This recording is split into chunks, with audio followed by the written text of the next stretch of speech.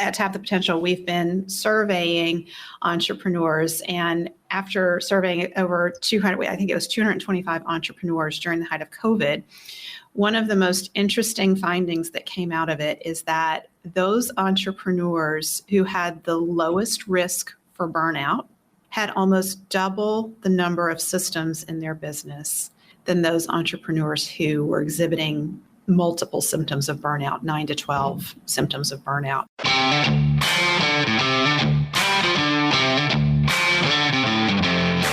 You work hard in your business. On the Profit by Design podcast, we ask the big question. What has your business done for you lately? Hi, I'm Dr. Sabrina Starling. I'm the business psychologist, the author of the 4-Week Vacation and the How to Hire the Best series, as well as the founder of Tap the Potential, where we coach entrepreneurs like you to design sustainably profitable businesses that give you more time for what matters most and more money in your bank account than ever. Because after all, we believe work supports life, not the other way around. Weekly on the Profit by Design podcast, we bring you tips, tools, and strategies from our own experiences and from the experiences of our guests who are entrepreneurial thought leaders and real life entrepreneurs, all to support you in making intentionally profitable and sustainable business decisions to live the lifestyle you desire. Profit Designers, the 4-Week Vacation, the entrepreneur's ultimate guide to taking your life back from your business is now available. Go to 4weekvacation.com, grab a copy of the book, and be sure to follow the steps there to claim your bonuses. When you purchase the book, you are eligible to join me for my upcoming live training, the 4-Week Vacation Better Business, Better Life Jumpstart. Plus, and you'll also get an invitation to an exclusive VIP closed door training with me to identify the true profit potential within your business. Just follow the steps at 4weekvacation.com, and I hope that the 4-Week Vacation book inspires you for what's possible. It's time to take your life back from your business. Oh, welcome to the Profit by Design podcast. I'm your host, Dr. Sabrina Starling, the author of the 4-Week Vacation and the How to Hire the Best series. And I am joined today by my special guest, Josh Fonger. Josh Fonger has the business. Well, his business is based on Work the System. So we're going to be talking about Work the System. And I want to share with you that Josh was on the podcast probably a year and a half, maybe as long as 2 years ago. And we had a very interesting discussion at the time, Josh, about the importance of systems in the business. I want our listeners to know that you are a business performance architect, and your unique ability is developing and implementing systematic solutions to complex business problems. You've personally consulted and coached over 600 business owners from more than 100 industries, from small business startups to $500 million enterprises. So because of his phenomenal success and the mountain of client testimonials that he has, he's quickly become one of the most in-demand small business consultants in North America. He connected in 2011 with Sam Carpenter after reading Sam's book, Work the System. And they recognized their shared vision of helping business owners get unstuck using systematic solutions. So, Josh, I just want to dive in right there because at Tap the Potential, we've been surveying entrepreneurs. And after surveying over 200, I think it was 225 entrepreneurs during the height of COVID, one of the most interesting findings that came out of it is that those entrepreneurs who had the lowest risk for burnout had almost double the number of systems in their business than those entrepreneurs who were exhibiting multiple symptoms of burnout, 9 to 12 symptoms of burnout. And so I know in general, we don't typically think about business systems as improving the quality of our life, but that is one of the number one outcomes of the work you do and the work I do in helping business owners get systems in their business. That's really fascinating, that correlation. I never would have Well, we don't do those kind of studies at Work the System, but that's great findings. I'm going to use that. So yeah, I just want to start right there because I know you've worked with so many businesses to get systems in place. And so I'm curious, when do you start seeing an impact for them on their quality of life as they're putting systems in place? When do you first notice that? Yeah, that's a great question. I don't think anyone's ever asked me that before. But as I've worked with a lot of companies over a lot of years, we track time savings, stress, and then we also track, their money, how much income they make. And the first thing that changes is their stress level. So what we do in our programs is we teach them a systems mindset.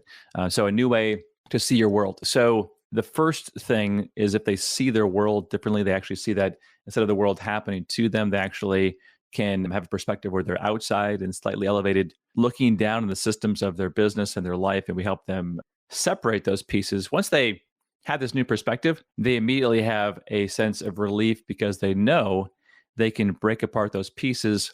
Instead of just saying they have a busy life or they're overwhelmed, it's, these parts of my life are going well and these systems I can tweak and modify. So the mindset changes the psychology first, not completely, but they immediately start to feel less stressed. Then after that, then they start to reduce their work hours. And then lastly, in the rear is they personally start to make more income. And that's kind of the trifecta, at least the mechanical things that we focus on. But, if you see your world differently, you can immediately start to feel better about the world because you know that the way you saw it previously was not as close to reality as the way you see it now.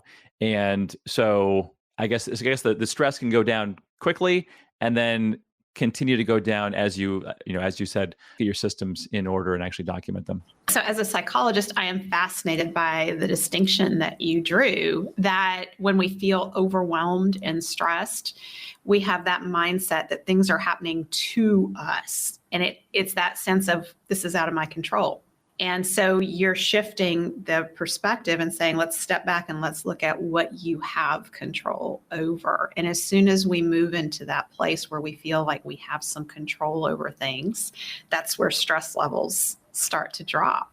So it's a piece of a mindset shift. And it always comes back to mindset in business. No matter where we go, we end up back at mindset, even when we talk about systems. So this is interesting to me too, because when we were surveying these entrepreneurs and business owners, 85% tell us that they feel like their business cannot run effectively without them. And you're saying that you see the stress levels start to drop when they get those systems in place and they can be more often away from the business. And so in my experience, it's not just the systems that you put in place, but it's also the team to run the systems that really helps make that happen. So I'm curious because I was in a conversation the other day with an entrepreneur who's so overwhelmed. And because of the work that I do on hiring, we have a lot of our clients who come to us because they need help hiring A players on their team. And it's a situation where there's likely not any A players on this team. So how do you work with someone who's in that state of overwhelm and getting them to get the systems in place, but also the support, the help that they need? How do you start to tease that apart? Where do you go? Yeah, well, you're in a kind of a mess, right? So it's good to acknowledge that. And it took probably years and years to build that situation. If you have a C team, no systems in place, then it's going to take some time, right? But the thing is, if you look at the entrepreneurs who have made it, it's not like they have amazing IQs. They're just average folks. And that's what we always say is, Sam Carpenter, in the book, Work the System, he's just a regular guy. He did it wrong with his own business for 15 years. And then he had a mindset shift and was able to work his way out of that. And so I think that a lot of people, they move to the tactics first and we're going to keep going back to mindset, but they'll say, okay, well, if I just have an A player, then this won't happen anymore. Or if I just document my system, then this won't happen anymore. But really they need to look and say, you know what, they have over the years attracted these types of people. And that's probably part of the problem is they have to look at themselves and say, okay, whatever I'm doing as a leader, whatever the company's doing as a strategy, our operations, whatever that has been built up like has attracted these kind of people. And so we need to make a fundamental transformation. And so I wouldn't say bring the A people on first, because A people are going to bounce off an organization that's dysfunctional, right? They're going to realize this is a hellish place to work. There's no future here. The boss is all over the map. I'm not going to stay here unless you pay him a lot of money. But usually struggling companies can't pay a lot of money. So you're already in a problem to begin with. And so I think it's a lot better in order to realize what they've attracted, a dysfunctional business, and then start with, again, seeing the world differently. But then we call it the strategic objective, actually determining, okay, here's a clear direction I want to go. Here's the way we're going to get there, and write it out in as much detail as possible. And then you actually know, what kind of systems you need to build, but also what kind of people you need. And I would say when you have dysfunctional people in your business, it's usually correlates with a loose business strategy. As in, we kind of do a lot of stuff for a lot of different people in a lot of different ways.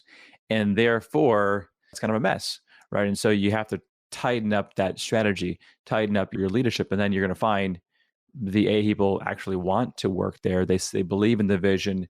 They're okay working through a little bit of mess at the beginning if they know at least we're going to go somewhere that's better. That hope for the future is a big part of what draws A players, that vision. But if it's like, hey, I need you, we're in trouble, come join our company, no one wants to join a sinking ship. Right. And within the first few weeks, they're going to talk to the other employees. They're going to say, wow, everyone says it sucks here. And they're going to be like, start looking for another job. And then you have this revolving door. And again, you say, well, it's just the people. I'm hiring bad people. And it's not that. It's your actual foundations of your company is not set up right. And so you're never going to keep good people. And I think that's the other thing. And I think what you're doing is great I have some amazing people on my team. I would call them A players for sure. Some of them A plus. And that's hard to do. And it takes time, and you might have to go through a few to get there.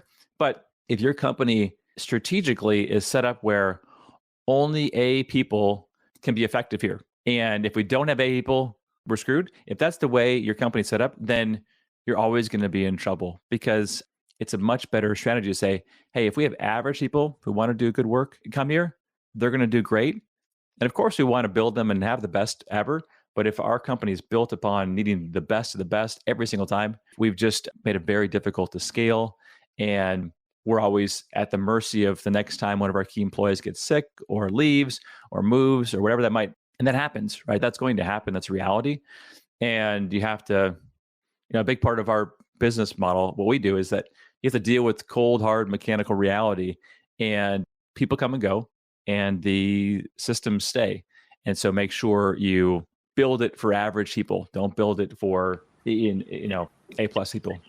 Yeah, well, and the thing about A plus people is they will fill in the gaps, but it puts a lot of strain on them to do it over time, and you'll burn them out. Because they're A plus, they have opportunities to go where they don't have to fill in the gaps all the time. And so it just makes it easy for them to leave when they're constantly doing that. But so I want to just break this down, because I know we have business owners listening to this, and they're identifying with, I can't get these A players, and I'm so frustrated with the employees that I have. So the place to start is to look at yourself and look at, is your vision clear? Do you have a clear direction of where you're headed? Because and I agree with you, once that vision is clear, then it's very easy to see the gaps that need to be filled in and the systems that need to be put in place. And I really am appreciating what you said about building those systems so that the B people can run those systems. And B people are reliable. They're consistent. They get the job done. You can count on them. And so if you've defined a standard, they will hit it. The A players are the ones who are the problem solvers and who, identify new solutions when there's challenges in the business. And so you don't necessarily need that at every level in the company, but you want to have those systems that deliver something consistent and allow people to deliver something consistent. So I agree with you that you're not going to attract an A player into a business where it's a chaotic mess. So the place to start are the systems in the business. So you talk about yo-yo businesses. And are we talking about a yo-yo business here in this kind of situation, or what does that mean? I was trying to describe in my head what these companies are that come to me and they've been in business for 10 years or 15 years, and they've never gone to 2, 5, 10, $20 million. They've always stayed in this comfortable range where, they need some money. So they work really hard. They get some good sales and they go up, and then they start to max out. They lose a big client. Their key employee leaves, starts to go down. Then they really need to make some money again. They go back up, and then it goes down. And they kind of stay in this, they hover in this little path. And let's just say, I don't know, maybe it's 400,000 and 600,000. They're kind of just in this range. They just stay there for years and years and years. And they don't know why. And, they build their team up. Things get dysfunctional. Then some of their team leaves. And that's their existence. And then eventually a series of bad events will happen.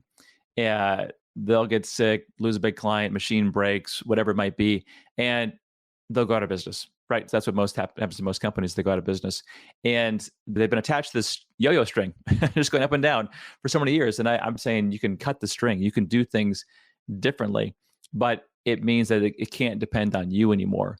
And ultimately, these yo-yo companies, so much of it rides on the owner's shoulders that they have no chance of ever scaling. They have no chance of ever having a future. And, going back to your A-player discussion there, A-players are not going to want to work for a company like that because they see no future. They don't see any potential for themselves there long-term.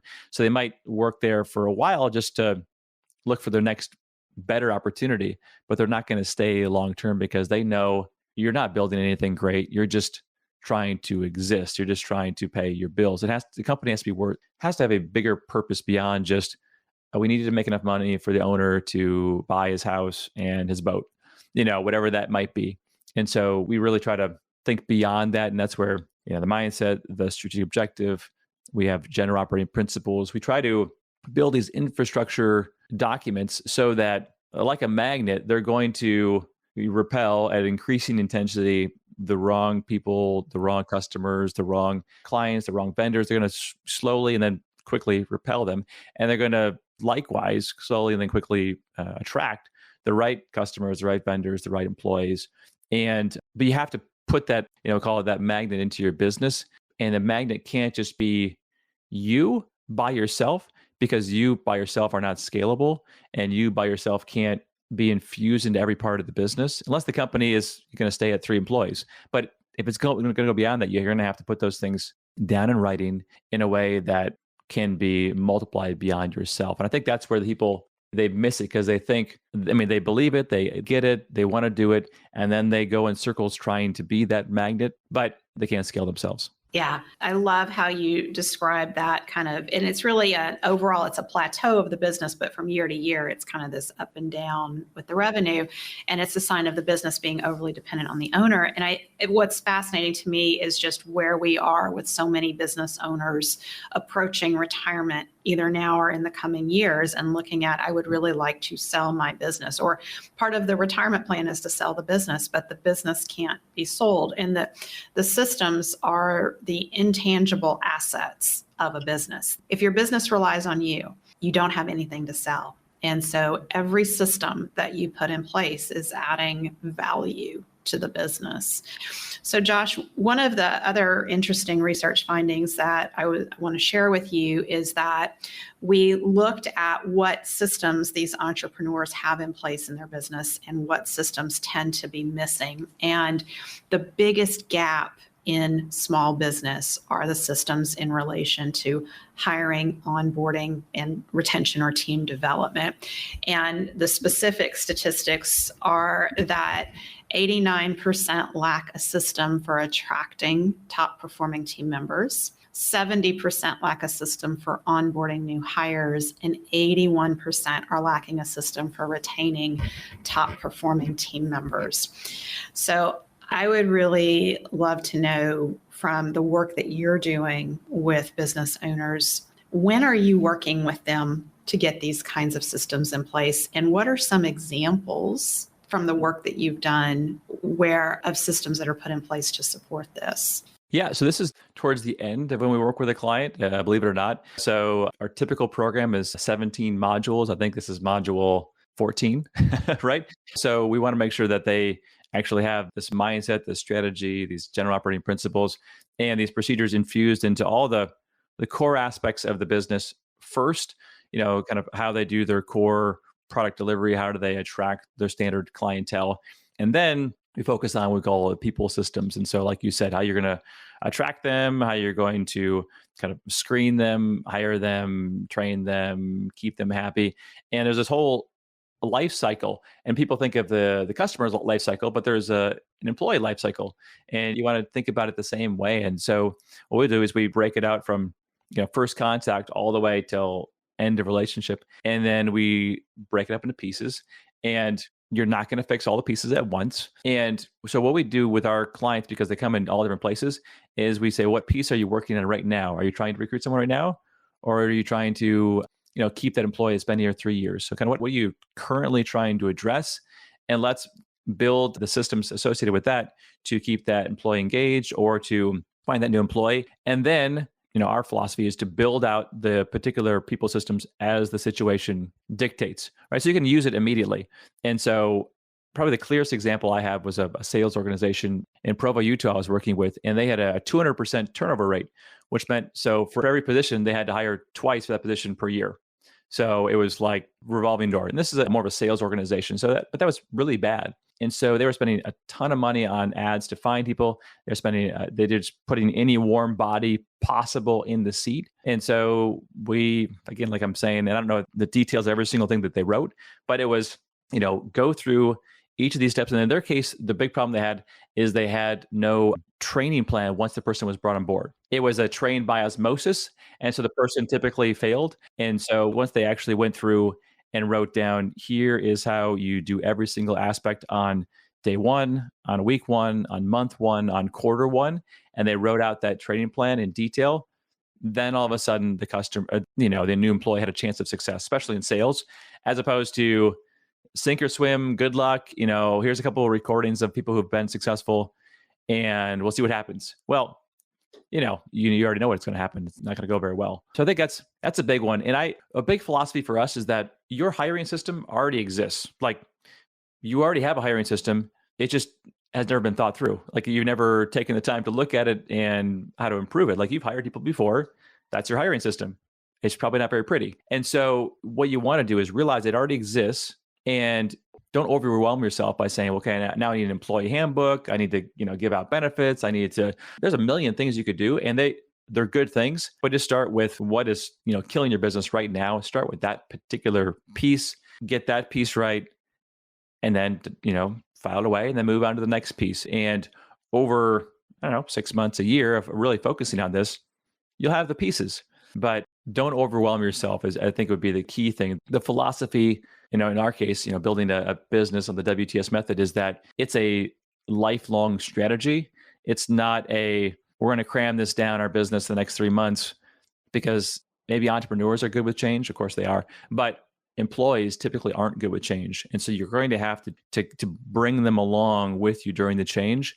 And so it's better to bring them along methodically instead of wholesale change, because you're going to have a mutiny on your hands. Yeah. And I can't agree more about the breaking down, here's, what you're going to do at day one, week one, month one. And one of the processes that we teach is that you just define what is an A player in this role doing at the end of year one? How will you know they're an A player? So thinking through what results are you going to see? And then breaking that backwards and saying, okay, at 9 months, what results do we see? And at 6 months, 90 days, and so on. And so that gives you a training plan, because now what you need to train to, but it also gives your new team member clear expectations. And like you said, in the sales role, that learning from osmosis, it's so uncomfortable if you're an A player, because you don't know what's expected of you. You never know if you're hitting a standard that's expected of you or if you're missing the mark completely. And then the other comment I want to make about that, you do have a hiring system. It's in there, you're doing it. That's how you hired the people that you have so far. That's a great place to start. And I would even say, look at what did you do to hire if you have A players on your team, when you're thinking about the hiring system think through what you actually did to hire them. Because the A player psychology is very different than the typical team member and a C player, warm body type employee. And so you want to take and you want to design your hiring system so that it attracts A players and have that psychology in mind. And as you were talking about the yo-yo businesses, I think a lot of times there's one or two A players typically in those yo-yo business, the key employees.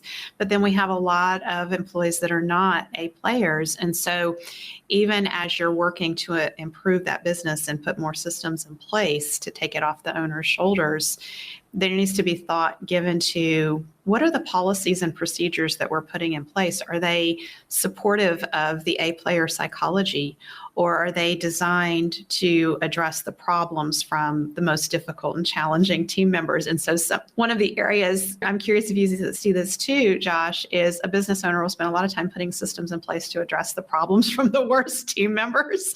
And then you actually end up creating a business that's repellent to A players because there's so much control that gets built in. So what are your thoughts on that? I think that's a great point. Yeah, sometimes people think that we're going to turn people into robots, and my best example of this was a company that was in, well, let's just say they were in the cannabis industry. And so they would create fertilizers and different products to service people who like to grow this product. And so one of the key aspects of Sam Carpenter's hiring practices is, cast a wide net, and then make sure that everyone takes a typing test, make sure everyone takes a drug test, make sure everyone takes an IQ test, make sure everyone takes all these different tests. And then they have a chance to start to work in the business. And so he takes a lot of time filtering out anybody who doesn't have over 100 IQ. He wants people who are sharp. He wants people who are not on drugs. He wants people, and he has all these standards in place first. And then he knows he's got a really sharp person that's worth investing in. And he'll pay a lot of money. He could pay a lot of money for that person, and he's willing to pay over industry averages because he knows he's got a solid person to begin with. This particular company, we were working with them, and we said, and they're like, we need a procedure for, double checking this, and we need a procedure for when they don't respond to email. We need a procedure for this, and I said, I think you just have a problem with the overall culture here. I mean, you could just do drug tests and you wouldn't have any of these problems. Like, they were trying to develop procedures that would solve, like you said, C and D player issues. And it's just, if you didn't have C and D players, you don't need to write any of these procedures down at all, because those problems don't exist when those people are gone. And they were kind of in a conundrum, obviously, because the culture was such that they were going to always have people who were not clear-headed. But that could be in any company. And I totally agree. I think that I had a company where it was a home health agency, and they had a number of locations, and he was talking about gossiping, and we need to write a procedure. Maybe we need to have this and that, and all this stuff because of bad customer support. And he wanted all these procedures. I said, I think you just need a principle that has to do with, only going to speak kindly of our customers and each other. Gossiping doesn't exist in our business. Like, that's just part of our, operating principles in our business. And then you tell everyone, here's our principles. And then you let everyone know if they don't follow the principles, they can't work here. And then all of a sudden it stopped because it was in writing. It was 2 sentences. That solved the problem. They didn't need a bunch of procedures and systems and video cameras and this and that. It was just the owner finally took a stand about something that wasn't effective in the business, and they were going to enforce it. We call those immutable laws here at Have the Potential. And it's so true. Once you define what those immutable laws are, you quickly repel the wrong people. And that's what you said earlier about systems. Your immutable laws are part of a system, and they quickly repel the wrong people. And it does decrease your need for documenting all these other things and taking people through all these hoops that they need to jump through. So that's a great insight. Thank you for sharing that. Josh, I know that you are up to a new venture with the business. You have a full client load, and now you're increasing your capacity to serve business owners and help them put systems in place. So would you share a little bit about that? Sure. Yeah, definitely. Sam Carpenter and I have been working together for over 10 years now. And a lot of the work I've been doing has been, the coaching, the consulting, the speaking, the flying out, the workshops, you name it, and always hitting a ceiling, having my own yo-yo business, right? Working. And so about 4 years ago, we developed a way to train and certify consultants, and realizing that in a lot of ways, the people I train and certify do better than I do. And so it was kind of a test at first, but now we're realizing, wow, these people are really good. And so now our big push is to attract people who also have the same vision. They want to help small business owners. And they realize that ultimately they have to help the owners put this infrastructure into place. And then we teach them the methodology. We give them the templates, the tools, the branding, the licensing, all the stuff that they need so they can get clients. And then we actually as we attract clients, we hand the clients over to them because we have an overflow of work. And so that's kind of our big thing as we grow our business, is to certify consultants, give them work and help them in their own industries, because kind of probably similar to you, I work with every industry, right? So again, if they're, hydroponics fertilizers, or if they're dentists, if they are landscaping companies or they're CPAs, I work with a variety of companies, but even better is if I can certify folks who are experts in certain industries, experts in the fitness industry, experts, as whatever, experts in accountants. I had someone who asked to get certified yesterday who works in law firms, expert in that particular vertical market. And so I'm trying to certify people in each vertical market and each country.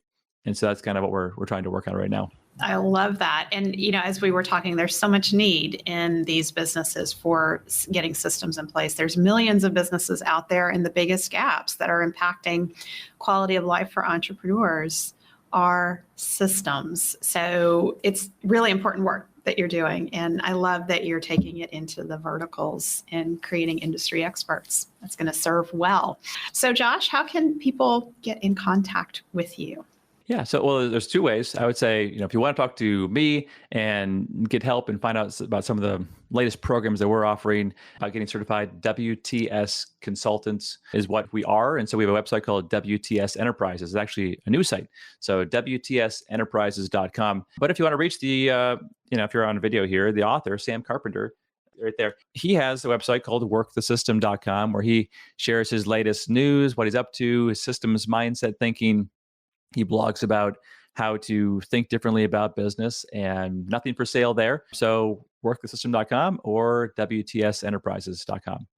Thank you, Josh. So as we wrap up today, I want to issue one of my favorite challenges to issue to business owners, and that is to go forward and put one system in place in your business each week in the coming year.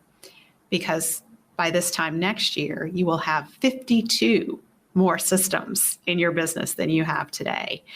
And remember that entrepreneurs who have double the systems in place that they have in their business have less risk of entrepreneurial burnout. So they're having a higher quality of life. Systems relate to higher quality of life. So go put a system in place in your business. Make it happen. Thank you, Josh. Thank you for spending time with us today. Join our conversation in the Entrepreneurs Take Your Life Back Facebook community at tapthepotential.com/group. Share your aha moments from today's episode, ask me questions, and join in on the fun with your fellow entrepreneurs on the journey to designing sustainably profitable businesses that give you more time for what matters most and more money in your bank account than ever. And finally, share today's episode with a friend if you know a friend who would enjoy it. This is real life business. Keep your chin up, keep moving forward. You got this. If you've gotten value from today's show, don't forget to subscribe so you never miss an episode. And if you are a repeat listener of the podcast, know that we greatly appreciate you at Tap the Potential. And to that end, I have a request. Please consider leaving us a review on whatever platform you're listening on. Our reviews help other entrepreneurs like you to find us. Be a part of our movement to help entrepreneurs take your life back from your business.